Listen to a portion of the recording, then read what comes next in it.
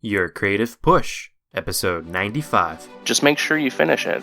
We all have a stack of unfinished work, but it's really special to be able to say, hey, I made this. This is going to be here for the rest of time.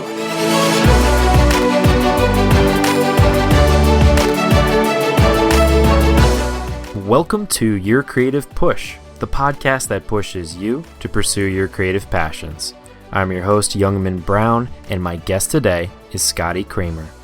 Skoddie is an experimental musician whose style spans multiple genres, but always focuses on atmosphere and mood. After a 6-year hiatus, they rediscovered their creative voice and released 2 albums and 1 EP in 2015. Today, Skoddie continues to produce music and is also a founding member of the Unredacted online art collective, which... Let's get into that first. What can you tell us a little bit about the Unredacted Online Art Collective, which is new, right? Yeah, we just launched yesterday, of all things. Congrats! Thanks. Cool. Unredacted is it's this crazy idea I had of, you always hear about these art collectives and they're always geographically kind of centered. And I thought, hey, the internet's really cool. I know a ton of artists on the internet that don't live near each other at all, but they could really collaborate to create mixed media situations. But outside of DeviantArt, which there's a lot of noise on that, and that only covers visual art and photography. It doesn't cover music. It doesn't cover video games or film, a little bit of animation. There's no good place for this to center and for people to find each other. So it's kind of a two-level thing where on one side it's a place for like-minded individuals to find each other, and on the other side it's a good place to help us create an audience out of each of our respective audiences. So if one member has, maybe they have friends that'll be into my stuff, and all my friends are tired of hearing my stuff. Right. Well, that is a profound idea, and I am a big fan of DeviantArt. That's where I found some really talented people, some that have been on the show. But it's one of those it feels so old school. It feels like it's like 7 years behind the times almost. And you're right, as far as communicating with people, it's you have a message board that you can maybe type a message to that maybe they'll see and maybe they won't. But as far as being able to collaborate, almost kind of impossible, right? Right. And I mean, it works really well as a social network, but as far as being something a little bit smaller, a little more intimate, and I mean, we're also trying to capture that's the other side of Unredacted. I'm really trying to capture a female and queer vibe. Mm-hmm. There's nothing kind of specifically oriented towards that on DeviantArt. It's just kind of, hey, who wants to come and hang out? It's a cool place to be, but I want something a little more directed and a little more tight-knit. Yeah, more niche. Yeah, exactly. And then, I mean, I'm not going to say that the plan is to make it a production company, but I could eventually see this unfolding into a production company to encourage projects from all the members and essentially give each other work. I mean, it's kind of starts in this DeviantArt place, but I see it turning into something much bigger. Yeah, and that's kind of one of the themes of the show too is you have to start somewhere, right? Mm-hmm. And you can have grand plans. Even for this podcast, we're nearing 100 episodes now, and I have all these things that I've wanted to do. I wanted to create a group as well on Facebook, and I wanted to get a Pinterest thing going and a mailing list, and there's all these different things. But it's you just have to start somewhere, Yeah, and I mean, if you do all this planning, but you don't actually get anything off the ground, you've got nothing. So it's hey, I've got a website, we've got some posts, I have some people that are interested in it. I'm just going to let it go organically from there, but just keep producing and keep putting things out, and that's kind of my main goal, and just see how it unfolds. Very cool. Yeah, and you never know kind of where it might end up. A lot of times it ends up becoming something completely different than you had planned, and that's a really cool thing. Yeah, absolutely. So I'm really looking forward to seeing where this goes. And people can find that at unredactedcollective.com, and can't wait to see where that grows. Yes, and we are accepting submissions, so if anyone's listening and thinks they'd like to get in on it, we are open to it. Get on it while it's hot, people. Let's talk a little bit about your music, because would you say that's kind of your main shtick? Not shtick, but that's how would you? My main creative output thing. Right. Would you agree with that? Or yeah, absolutely. Okay. Can you tell us a little bit about how you got into music and kind of where that started? Yeah, so I've been playing music since I was a kid. I mean, I was very involved with like school band. Been playing bass since I was like 10 years old. And it was even when I was a kid, my father ran a record label out of our house. And we Oh, cool. still have a recording studio. So he had a lot of like synthesizers and a lot of equipment. I was just always around it. So music has always been a really big part of my life. But yeah, I mean, after moving through, getting through college, I went to the Berklee College of Music for a short while. It just kind of got out of sync for some reason, and I ended up just working. Like that's what all of us do, right? We go get full-time jobs and forget our dreams. Absolutely. That's the American dream, right? But yeah, so I got back into it in like the least musical way possible. I have a big technical background, and I actually worked in audio engineering, not necessarily mixing, but more like scientific audio analysis. So I have a lot of experience working with those types of tools, and I found a way to use those techniques musically, and it seemed really exciting. Whoa. Wait, what specifically? What kind of scientific sounds were you listening to It was or creating? looking at like time-based editing and a lot of techniques used in sound design, but also very specifically using like tone generators and very low-level synthesis. So my music is kind of unusual. A lot of people don't really understand it. It's very like atmospheric and moody and long. Like I don't think on the two albums I put out, I don't think one song's shorter than 10 minutes. Mm-hmm. And not a single beat on any of it, but it just harkens back to that. Not quite down to the level of using like binaural beats, because some people have done that. They've just put out albums and albums and albums of binaural beats. I wanted to do something a little more musical than that. Sure. But the actual production methods are like highly scientific. It's all just me with an audio editor, no instruments, no nothing. That's super cool. Yeah, I've listened to the music, and yeah, you say it's, I mean, I agree with that. It is experimental, if you want to call it that. But you said like kind of out there, but I don't know. There's something familiar about it too. I don't know. When I was listening, I was like, it made sense if that makes sense. Yeah, well, Like yeah, and I mean, I always have like this, this artistic vision behind it. It's not just, that's the interesting thing about any kind of experimental art, whether it be music or, a lot of people talk a lot of flack on Jackson Pollock, right? Like, hey, what's that guy doing? He's sure. just throwing some paint around. But if you read into what he was doing, he had a lot of plans of how he wanted it to turn out. And like my most recent album, I went back to this memory of like sitting in elementary school on a rainy day when they decide to put on a nature documentary because they don't feel like teaching because it's a rainy day and all functions, Yeah. right? And that I love those days though. it's the best, and the tape is just stretched out and destroyed, and it barely comes through, and it keeps toggling back and forth between hi-fi and the really crap sound that comes out of VHS tapes. And there's something very familiar and warm and kind of like a snuggly blanket about that. So it was actually about a year ago last week. I was playing with a technique to make things sound that way, and that turned into a full album of just VHS concept music, Snuggly Blanket Elementary School. Snuggly Blanket at elementary school. I like going that. with. I like it. And that's pretty cool, like really inspiring to me. You never know what a little tinkering around, even if it's like kind of advanced tinkering like you do, will kind of lead to, and just like the breadth of work that you can kind of create out of it. Yeah, exactly. And I mean, at least to me, as long as I have some type of artistic vision behind it, I remain passionate about it regardless of what I'm doing. I want to listen to my final product, and I mean, that's kind of my review process. I make all the music and then I sit there listening to it, and I listen to it in the car and I listen to it at the office and just go through it. And the whole time I'm just like, okay, does this move me? No? Let's throw it out. Oh my gosh, Mm-hmm. this hit me so hard. This is going on the Mm-hmm. record. Very cool.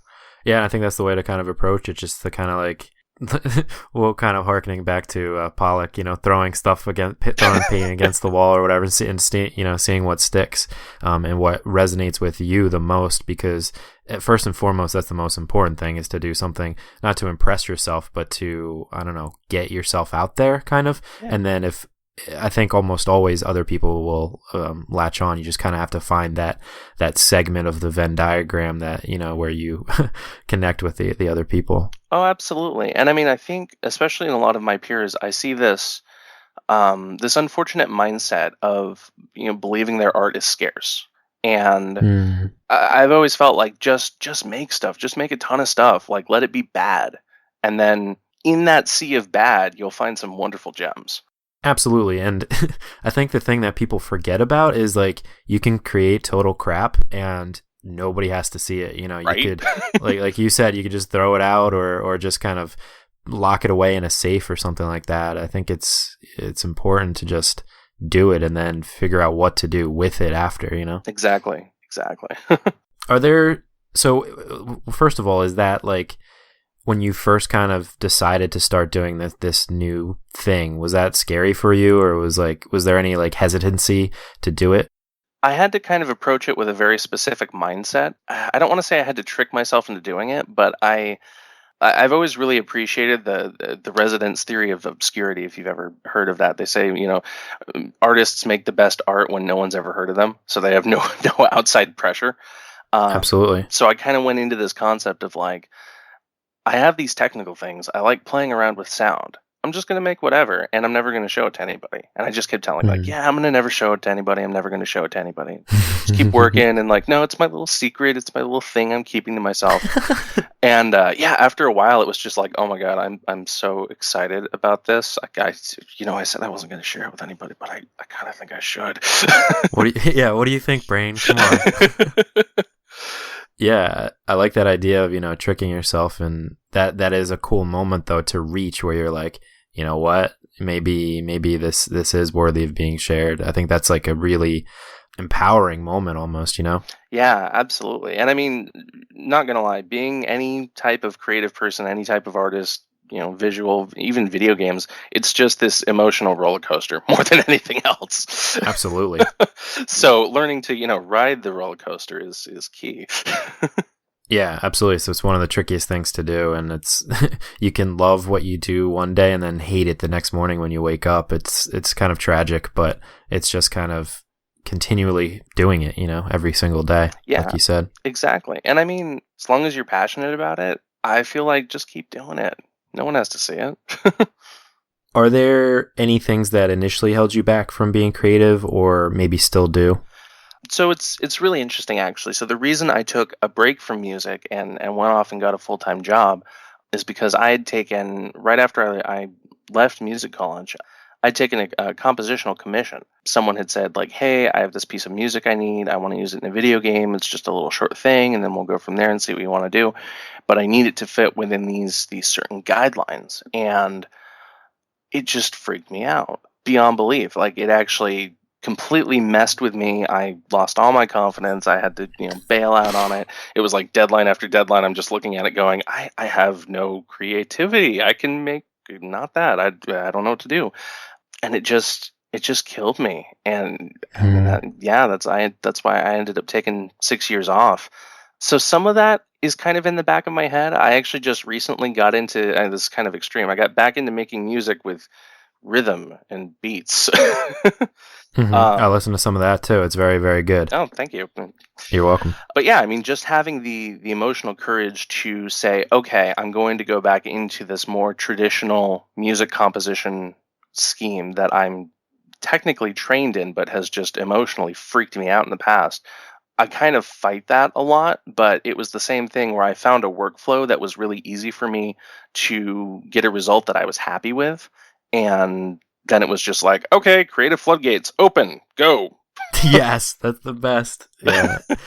And hopefully, you gotta like kind of ride the wave of water as it rushes in and see where it takes you, and kind of hope that the gate doesn't shut. But congrats. Are you still in that moment right now? Yeah, absolutely. Good. And it's really hard to juggle with a full-time job, as I'm sure you know very well. Oh yeah, so tough. And social obligations, friends, family, all that stuff. It's like, okay, where in my schedule? I actually got into this period of time where I was like making calendars and trying to plan out every little minute of my day, and that didn't work so well. But yeah, it's still going, and I'm really looking forward to my next album. It's going to be fantastic. Awesome. We can't wait for it either. And going along with that calendar idea, I do the same thing. I have my basic life calendar, but I've also plugged in things that, I do for the podcast But then I also now break it down even further when I have limited time. If I get home from work and I have some editing to do and need to be in bed by a certain time, like right now it's 3 a.m. here. But jeez. No, I work nights, so this is when I usually get home from work. But the point is that I know how much time I have and what amount of work I need to do or want to get done in that time. So it's kind of a matter of chunking it down and breaking it up into segments. So I'll make goals, in 20 minutes I'll have X number of minutes edited, and then 20 minutes later I'll have another X minutes done. It definitely helps to keep me on track, and it keeps me from going down YouTube or Wikipedia, binges or start, researching Skoddie's music and just keep listening and going down into a wormhole. So yeah, I think it's really important, but minute to minute, I don't know. No, it's a little bit crazy. And I mean, I've found a good place now where I've put everything, almost the opposite of what you do. And of course, it's whatever works for any individual person. But I've gone through and I've put in on my calendar all the stuff that can't move. So like my work is just this red in the middle of my calendar, and it's like, okay, that's there. That's very important. This big ugly red block. No, I love my job. It's very important. Yeah. But it's putting all that stuff that can't move, and then I have these little slivers of free time, and the back of my head, I know, okay, that's time we're going to sit down, we're going to work on music, and we're going to do some stuff and make it really cool. But no, it's free time. You can do whatever you want. Right. For sure. Do you have a worst moment or a hardest time when you had a really difficult time with like your different resistances and things that held you back? Yeah, actually, at the beginning of this year, I decided to run a Kickstarter campaign for essentially, I wanted to make a film for my VHS concept album, because that makes sense. And that I felt confident in my abilities to produce it, but it was kind of this weird thing. I wanted to screen it and be able to sell copies of the album at the screening. So like if people came in, oh, hey, I liked your movie, like, oh, hey, $10, have a copy of it. And I found this company that made these cool little USB sticks and got some quotes from them. And there was one where they would actually give me a USB stick that was molded to look like a VHS cassette, which I just thought was the coolest thing. That'd That's be awesome. super cool, right? And it was really cheap too. It was like $500 that I would need to front for this, and I'd get 100 sticks. And Okay. yeah, I was just really excited. So I said, okay, I'll run this Kickstarter. And if nothing else, clearly just my friends in my life, $500, that's not a lot of money to ask for. And I got $30 by the end of the... Oh, really? In how many days?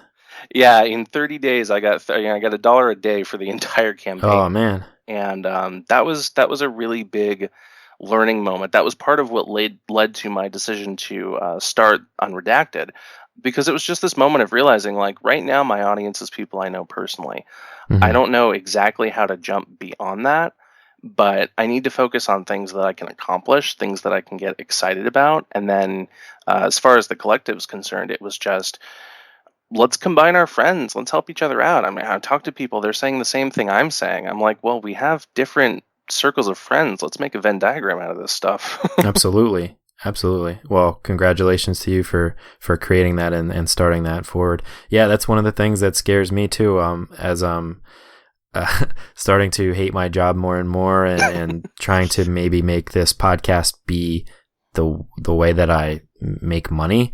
Right. That's a kind of a terrifying thing for me to like plop a Patreon page and say, okay, like if you want, like, because I don't want to put any pressure on anybody, but it's like kind of scary to have that. Not that 30. I mean, you made $30 worth of contributions. It's but it's not your goal. It's kind of a scary thing to have that like out there and almost feel like a failure.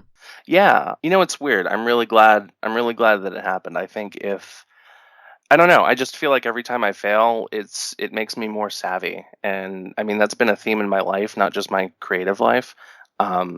But just being able to like, okay, I failed, and I get really upset about it and have take a couple of weeks off and get not in the good mood. But after I get out of that headspace, I just come back and I'm like, okay, what can I learn from this? And the best decisions I've ever made have always been guided by that. Yeah, and I mean that's the important part of failing is to find the knowledge that you were lacking before in it, you know, and to change and, like you said, become savvy because of it. So I think failure is an opportunity, you know, and it's not this. And I think failure is kind of cool too, because it's like, you know, after like maybe a day or a week of kind of heartbreak about it, you come out of the other side and you're still alive and you're a little bit smarter, and you realize that it's really not that hard to fail. So it's, you know, go fail again, you know, go try again. Well, and there's always so many more opportunities. I just wonder, I mean, I've known so many people that were successful early on, and then they kind of felt that they had more ability than they did. So they try to do something really ambitious, and then they've been like successful, and then that one big ambitious thing just completely collapses. And of course, you know, it's easy to play the armchair psychologist, like, oh, clearly you should have seen that coming. But you know, I do feel prepared for those types of situations, and it's like I still run into them myself, but every time it happens, I just feel like I'm becoming more prepared to be a little bit skeptical and just kind of play it realistically and like, okay, yeah, my music is extremely experimental. It's not going to appeal to any 14-year-old girls. Like, I get that. Like, there might be not, one special 14-year-old girl that right? that understands it, but probably not yet. Yeah, we got Lord and Scott. No, I don't. Not quite. Yeah. I got you. So who do you hope that your music and your stuff appeals to? You're talking about niching down. I mean, there are definitely, so that's one of the interesting parts is there are definitely artists that their music sounds the way my music does, and they appear to be successful, but I mean that turns into kind of a trap of like, oh, look at these successful people, I can emulate them, but you never know how they accomplished that. You never know what they had to do. But there are a number of people that I play my music and they say, wow, this is really cool. You know, thanks for sharing it with me. And there's even been some really close friends of mine that just, you know, there's always those friends that are like, oh yeah, that's really cool. I like it so much. Like, I'm so glad we're friends. And then you have those ones that are just like, this changed my life. Like, right. Whoa.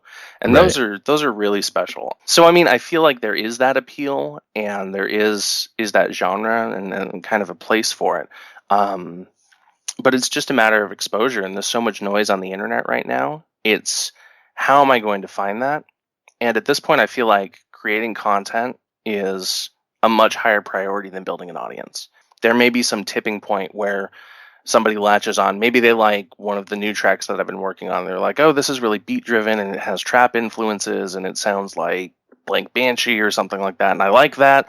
So then they start listening to it and you go back to the Spotify or Bandcamp and they say, oh, what are these previous albums? And throw it on and go, oh my gosh, this is phenomenal. Right. But they would never be able to get that if you hadn't been so driven to create it without the audience there. Exactly. And it's I mean, because that's I'm making it for me, honestly. That's you know, we all want to say, okay, we're all going to quit our day jobs and be cool art people, and that's fantastic, but we don't make the art to feed ourselves. We like to eat and we like to make art. We need to want to put these together, but I mean, it's not always the most logical way to go about things. And you know, if you're so worried on eating that you're like, oh man, I gotta make all this art or else I'm not gonna eat, your art's gonna come out just like nothing. Yeah, for sure. Sorry, that was a little bit cynical. No, you're good. No, I like it. I like cynicism, so good job. I think it's important to discuss commercial creative landscape right now. Okay.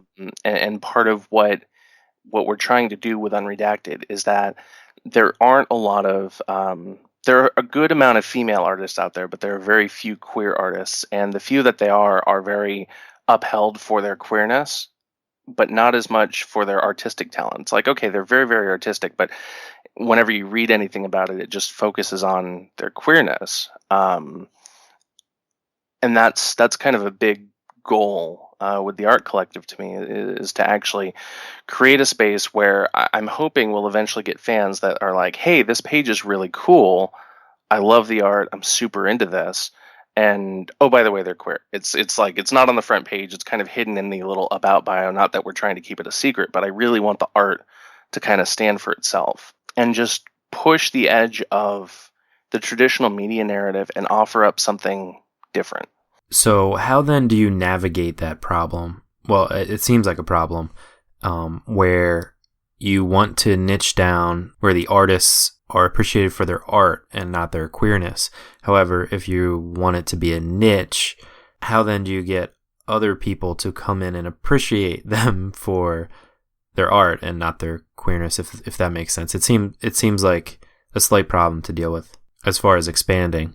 Absolutely. I mean, kind of like what I was saying before, I think the closest, the best goal to aim for, and at least what we're focusing right now on, is content. I feel like if we have excellent content, we will begin to kind of build that snowball and kind of build that into a larger audience. Obviously, we need to get heard at all. We could have the best content in the world. We could have the most content in the world. But we need to get heard at all.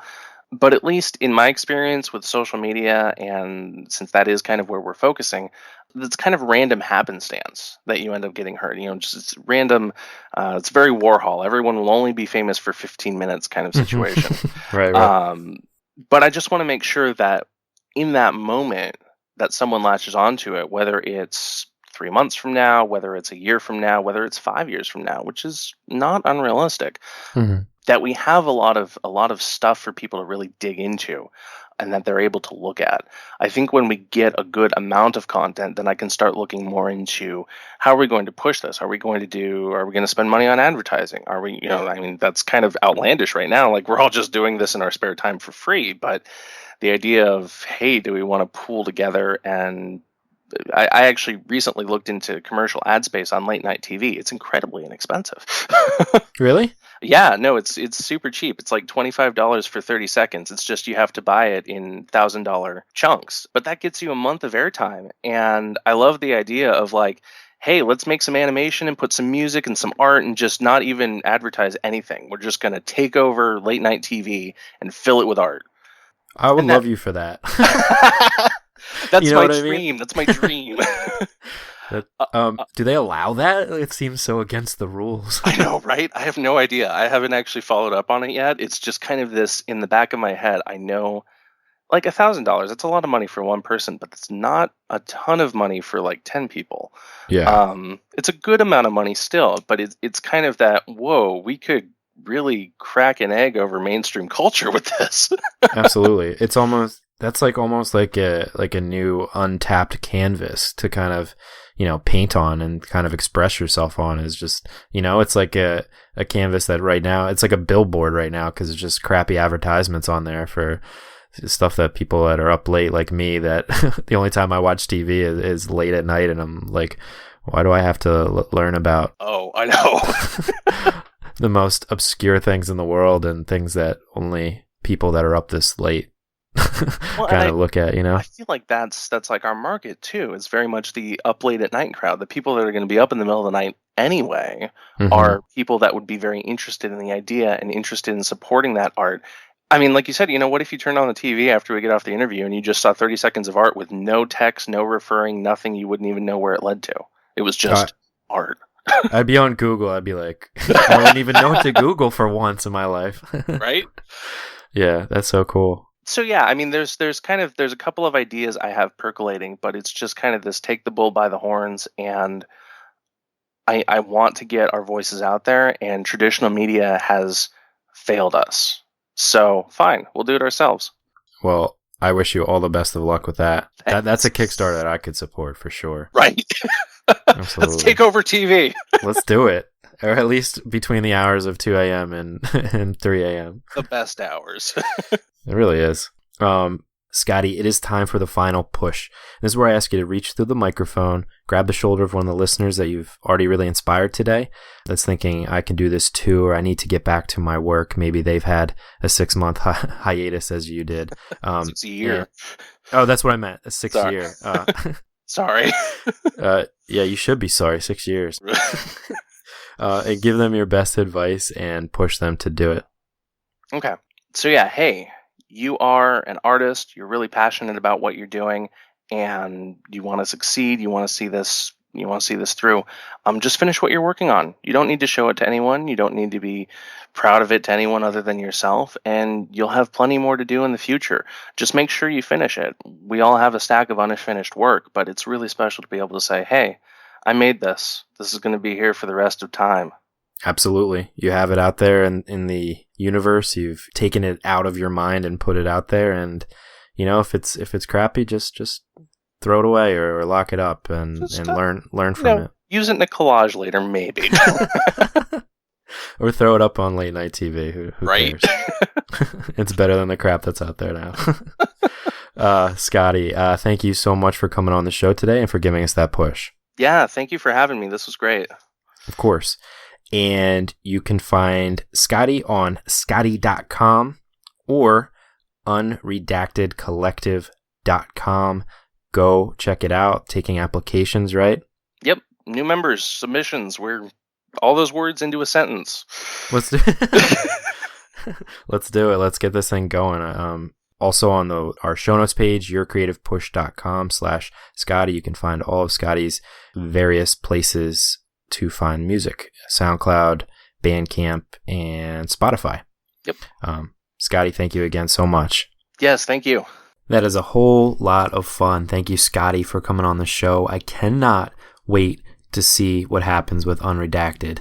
I can't wait to see where it goes, and I cannot wait to see if you take over television. So hopefully we can have Skoddie back on the show in half a year, see how things are going in that way. If you are interested at all in Unredacted, it might be really, really cool to get in when it's a brand new thing, you know, to be one of the first people to start this new big movement, which I know it will be. And remember what Skoddie said, that we all have stacks of unfinished work, but the goal is to be able to complete some of that stuff so you can say, hey, I made this and it's here forever. It's out of my brain and it's out here on paper. It's out here in a sculpture. It's out here in words on a page, or whatever it is that you do. Just get it out there. That's all that matters. On tomorrow's show, we have Michael Broom. I think a lot of people, they give up after a little while because, just you get into something and you start working on it. You don't see any feedback yet, or somebody tells you it sucks. And, I think you just kind of got to keep going with it. What's really inside of you, I think there's a point past inspiration to commitment. If you're going to cut an album, or you're going to, do a painting of the Mona Lisa, or you're going to do a sculpture, you just kind of have to just commit to finishing whatever that thing is, beyond what your initial inspiration is. Think about what you're going to do with it, where the next one's going to be, what your portfolio is going to look like in another year, and a lot of people can't look past the next year, or they can't really see past the pain, Michael's an awesome concept designer who worked on some like the Aliens movies, X-Men movies, Stephen King's The Mist, which is one of my favorites, as well as Cabin in the Woods, which is one of my all-time favorites. And he likes to make monsters. He likes to create really scary stuff that will really scare the crap out of you. But he is a sweetheart of a guy. I really had a fun time talking to him, and he has a lot to offer, especially if you have a full-time job but want to create your own personal project. This is an episode to definitely listen to. But that is for you tomorrow. Hopefully today you are inspired to go and get your work done, so go and get it done. We are going to leave you with one of Skoddie's new pieces entitled, well, I don't actually know how to say the title because it's in a different language, but it translates roughly to Super Astronomy Bicycle. So take this with you as you go and start to get set up to go do your work right now. Go do it and get to work. And if you want to check out all of Skoddie's other stuff, head to our show notes page at yourcreativepush.com/Skoddie, Skoddie. And that's where you can find links to all of the different places where you can find their music. Thank you so much for listening and subscribing. I love you all. Go and get some work done, and we will see you tomorrow.